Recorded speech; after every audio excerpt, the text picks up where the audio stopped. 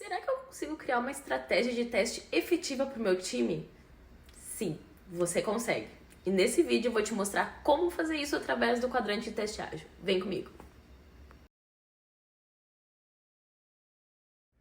Hello Qualiters, Priscila aqui e hoje eu vou explicar para vocês como criar uma estratégia de teste e saber que tipo de teste executar em cada momento do teu ciclo de desenvolvimento de software. Isso mesmo. Através do quadrante de teste ágil, tudo isso vai ser possível de forma muito mais simples e muito mais didática. E é assim, muito fácil de implementar. Além disso, avisando para vocês que esse vídeo de hoje é um conteúdo lá da comunidade fechada de Qualiters, tá? Então, aproveitem essa aula que só quem é aluno Qualiters Club tem e você agora eu vou estar disponibilizando, tá? Então, fiquem com essa aula e se vocês quiserem saber mais sobre a comunidade, também vai estar aqui na descrição. Bora pro vídeo! Bem-vindos à nossa aula de quadrante de teste ágil e esse é o meu queridinho, que assim, eu carrego para onde eu vou e qualquer dúvida que eu tenho, eu sempre olho para cá e ele me diz o que eu tenho que fazer, tá? E eu vou mostrar para vocês como fazer isso na prática, tá? O quadrante de teste ágil é uma evolução da pirâmide de teste focada em times que trabalham com ágil, tá? Ele ajuda, por mais que você não trabalhe com ágil, você pode utilizar ele sem problema nenhum e vocês vão entender o porquê. Mas quando a gente trabalha no teste ágil, a gente trabalha com metodologias ágeis, a gente trabalha de forma incremental, então a gente consegue andar melhor pelos quadrantes, tá? Mas se você não trabalha no ágil, é tranquilo. Depois a diferença é que em vez de trabalhar a cada sprint, você vai ter o bloco, né, isolado. E aí é aquela coisa que eu sempre falo. Entenda a técnica, entenda a metodologia. E depois, quando você entender o seu ciclo de desenvolvimento, você vai saber o que fazer. Porque você tem essa base sólida para conseguir opinar e decidir a estratégia que você vai utilizar, tá? Mas o que é o quadrante de teste ágil?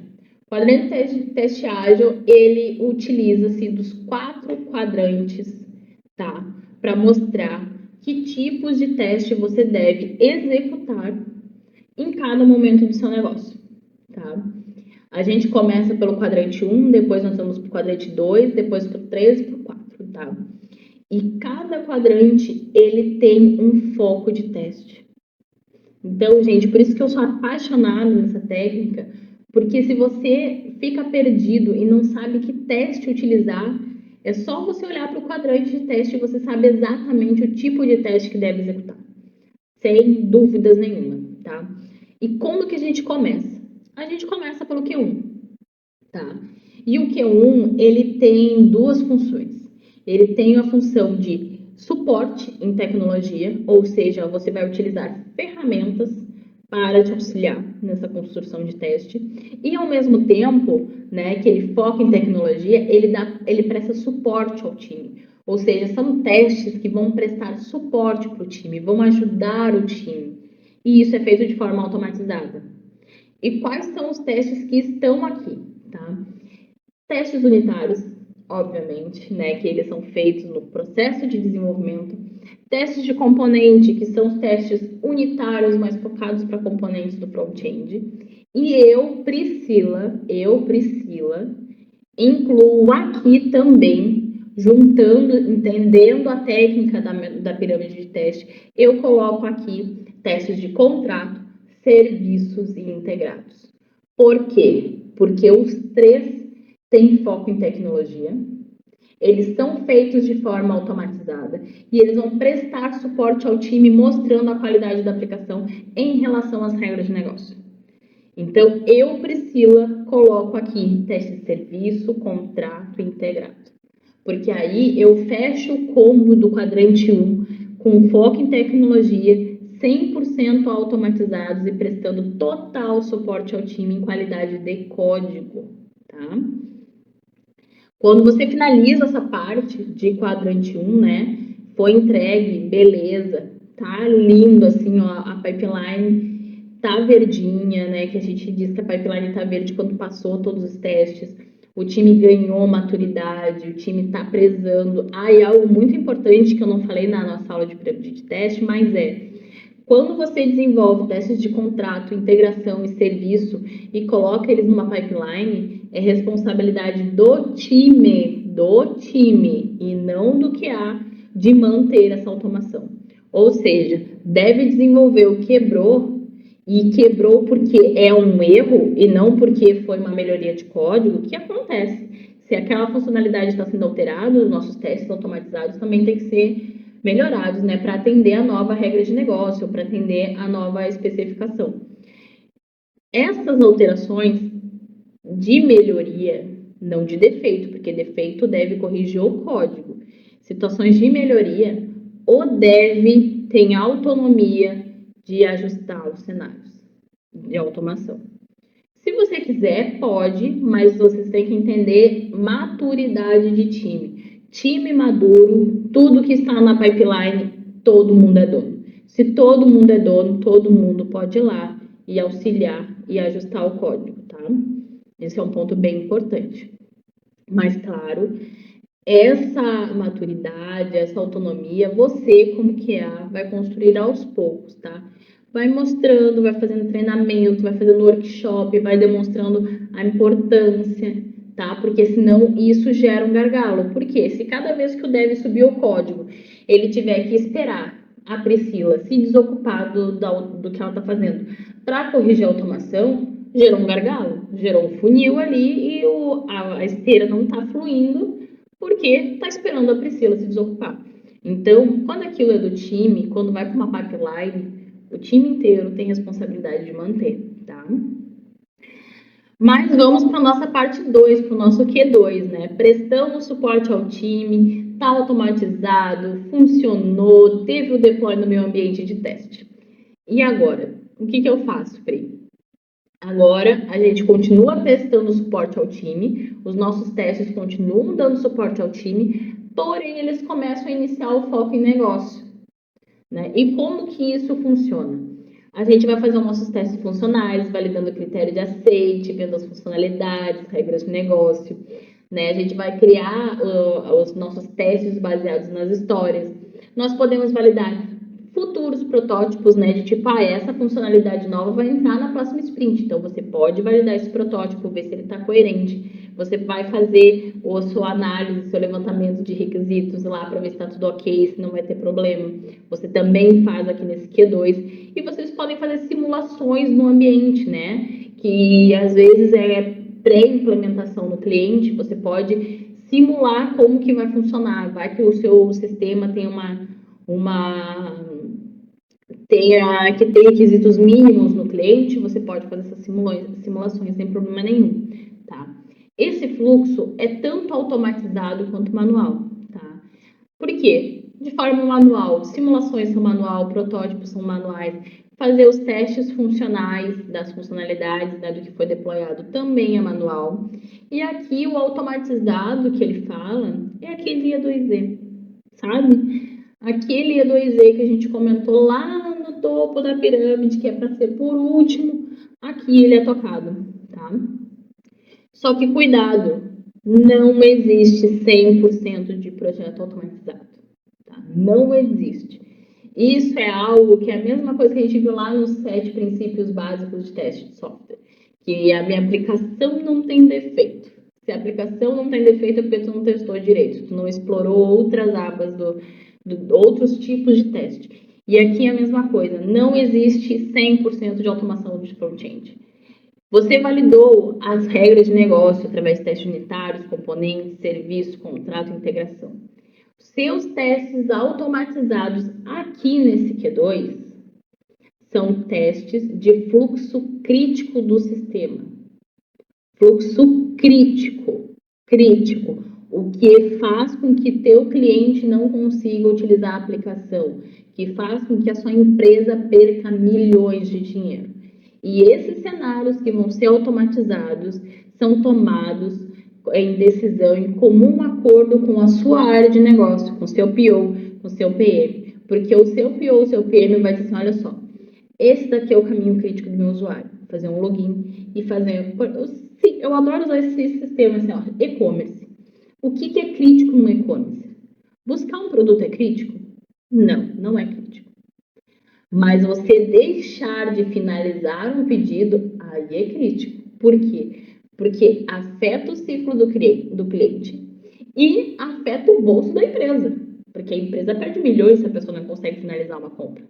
Então, é isso que você tem que fazer, o seu teste de automação. O seu teste de automação é escolher um produto aleatório, independente da forma, seja um produto que está na home, seja um produto que você vai filtrar pelo menu lateral, seja um produto que você vai filtrar pelo seu input, não importa, é qualquer produto. Qualquer produto que você selecionar, que você colocar no carrinho, validar o endereço, colocou os dados de pagamento, enviou o produto, veio o código de informação do produto e esse produto integrou nos sistemas, finalizou. Você não tem que ter uma automação de E2E com 50, 100, 300 scripts de teste. Você não tem. Se você tiver um script, que é esse o exemplo que eu dei, de fazer a compra. Se você tiver um script que valide isso, que é o fluxo crítico, que é o que impacta o cliente, que faz o cliente não querer mais voltar naquela loja porque ele não conseguiu comprar, ou que faz a empresa perder milhões, acabou, gente. Não tem segredo, não tem mistério, não tem culpa na consciência de que eu não testei exaustivamente, que também é um outro dos 7 princípios do teste de software. Não existe. Por isso que eu digo, quando você entende pirâmide de teste, quadrante de teste ágil, entende a importância de focar no que é necessário, você não vai mais ficar querendo automatizar 200, 300 scripts na automação. Você vai focar onde é necessário. E aonde é necessário, no Q1.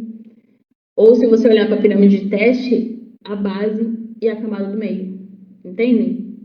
Entendem como está distorcido alguns padrões? E eu vou explicar para vocês. Agora vocês devem estar dizendo assim, Pri, mas então por que as vagas só pedem automação E2E?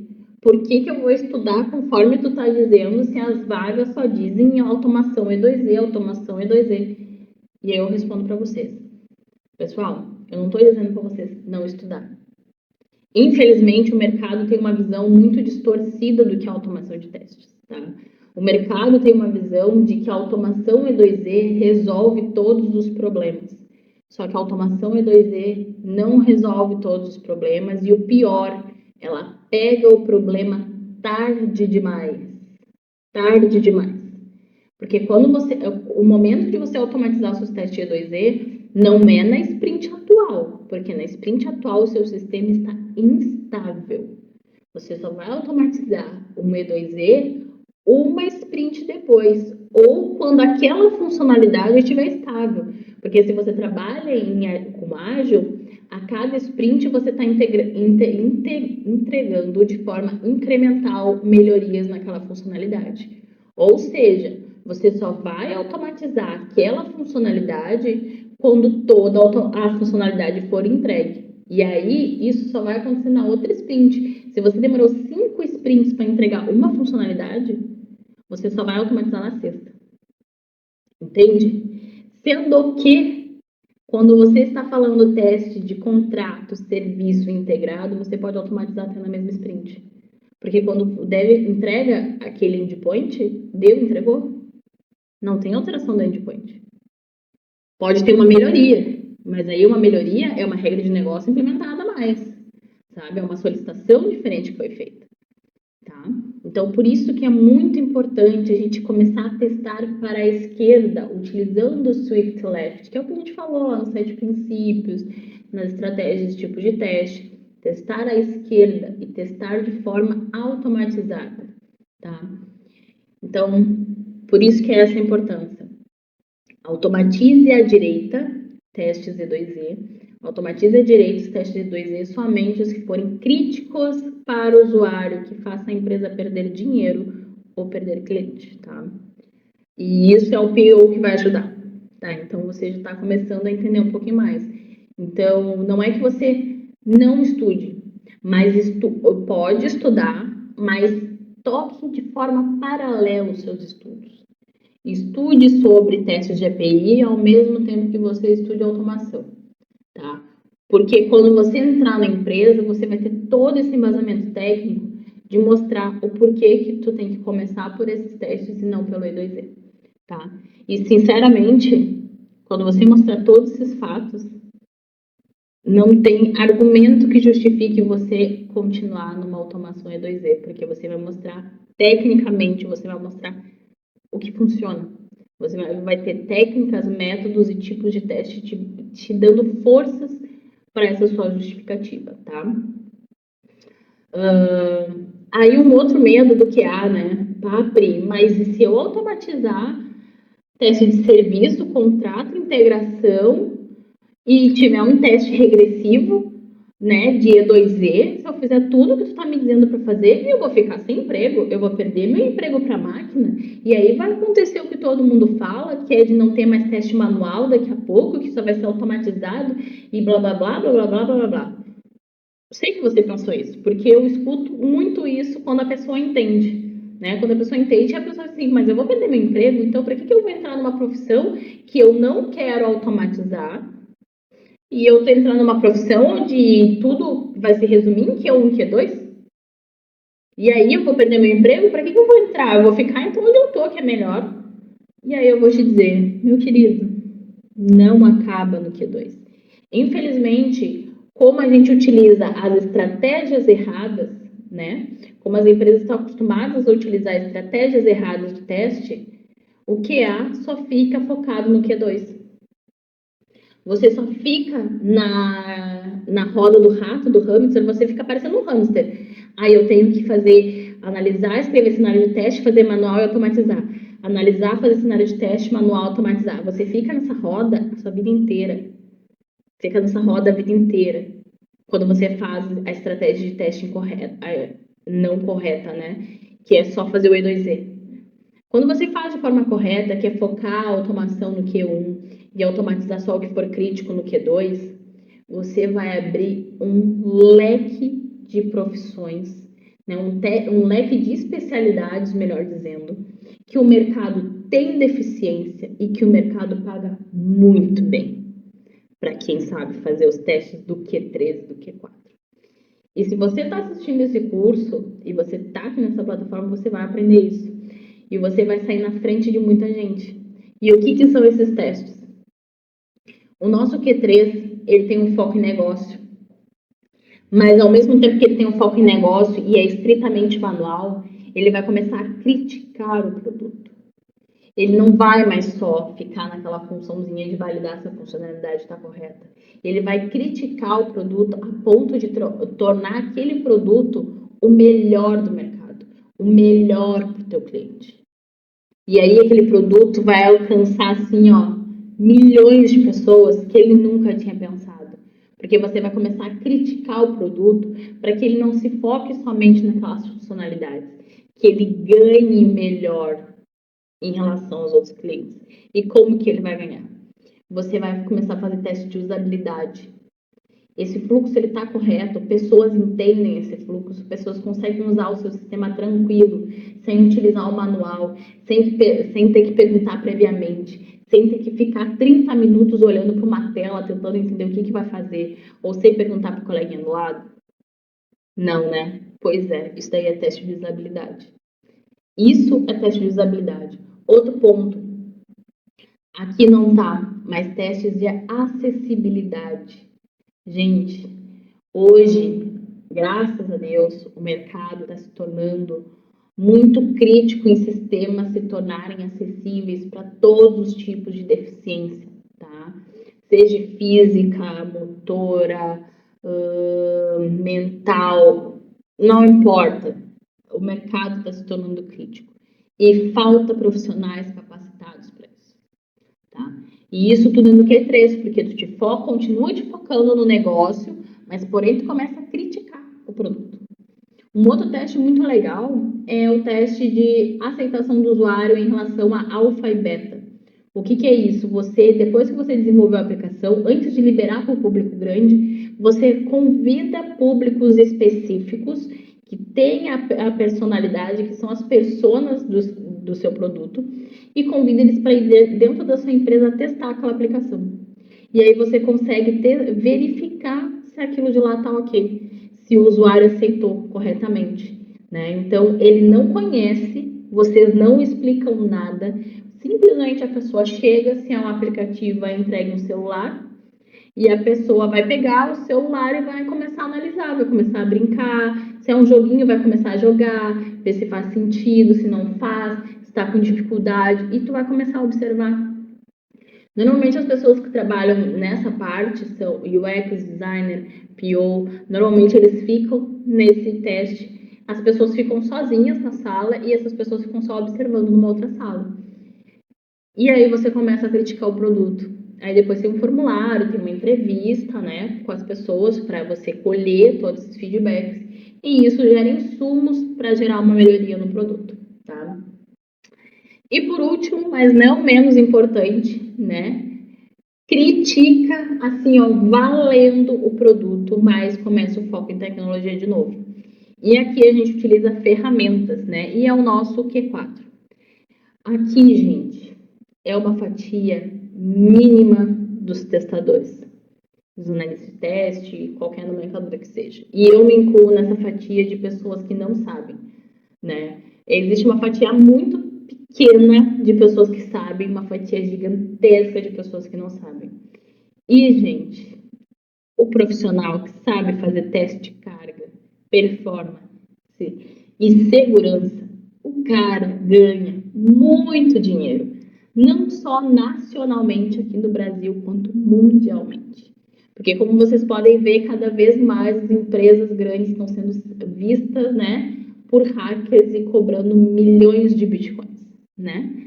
E aí eles precisam de profissionais capacitados em testes de segurança, para que testem a segurança da aplicação para evitar que esses ataques aconteçam. Então, profissionais capacitados nesse Q4, a chance de ganhar muito dinheiro e de trabalhar no mundo inteiro é gigante, tá? Então, eu mostro para vocês que eu mostrei o embasamento científico, né, do porquê não começar a automação pelo front, justifiquei isso e mostrei para quem não quer seguir carreira de automação que existe um leque de opções para você se capacitar em relação a outros tipos de teste. Ah, e detalhe, tanto performance quanto carga não precisa saber automatizar, tá, gente? São ferramentas, é você saber configurar a ferramenta para que ela faça o código para você. Então, se você é do time de pessoas que não quer automatizar, não se preocupem, porque performance e carga vocês não precisam automatizar. Segurança, precisa, então segurança eu já não digo, mas performance e carga, você já dá um aumento legal no seu salário sabendo esse tipo de teste, tá? Aqui também tem uma referência de artigo, tá? No nosso PDF de aula, para você ler um pouquinho mais. E, gente, essa é a magia do quadrante de teste ágil, que juntando com a pirâmide de teste dá mais embasamento e força para você justificar suas estratégias de teste para a sua equipe, para o seu gestor e para a sua empresa como um todo, tá? Essa foi uma aula um pouco mais longa do que as normais, mas que faz parte porque a gente começa a entrar nas estratégias de teste e é preciso tempo para entrar a fundo em cada uma delas, tá? Eu espero que vocês tenham gostado e até a nossa próxima aula.